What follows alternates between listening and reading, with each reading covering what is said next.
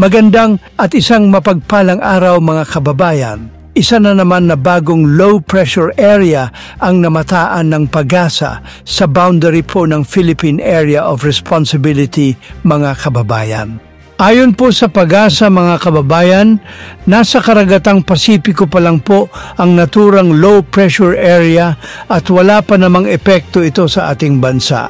Gayunpaman, pinapalakas ng naturang low pressure area ang southwest monsoon na siyang nagpapaulan sa ilang bahagi po ng ating bansa at nagdudulot ng pagbaha sa ilang lugar sa ating bansa. Kaya nagpaalaala po ang PAGASA sa mga kababayan po natin na ilang araw na pong inuulan sa kanilang mga lugar sa banta po ng pagbaha at pagguho ng lupa tuwing magkakaroon ng malalakas na ulan.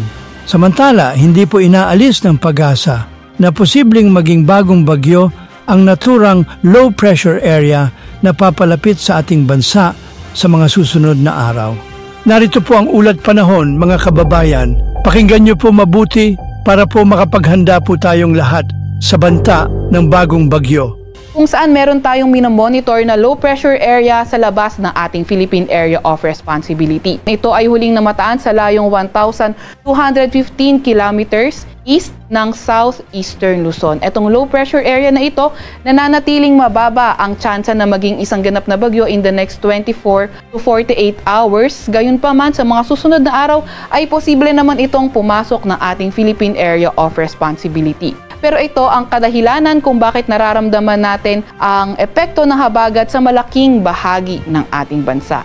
Itong southwest monsoon ay patuloy pa nga rin ang epekto sa Visayas, sa may Mindanao, Central Luzon, Southern Luzon, pati na rin sa western section ng Northern Luzon. At itong southwest monsoon nga rin asahan natin na magdadala ng maulap na papawirin, pati na rin mga kalat-kalat na pag-ulan, pagkidlat at pagkulog sa lugar ng Metro Manila, Central Luzon, Ilocos Region, Bicol Region, sa may Calabar Zone, Mimaropa, Visayas at Mindanao. Kaya yung ating mga kababayan, lalo na yung mga inuulan ng mga nakaraang araw pa, ay pinag-iingat sa mga banta ng pagbaha o hindi kaya pagguho ng lupa.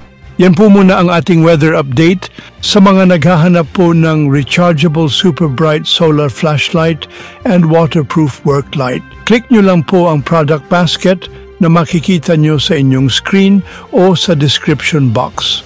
Para sa mas mabilis na updates, huwag kalimutang i-like, i-share at mag-subscribe sa channel na ito.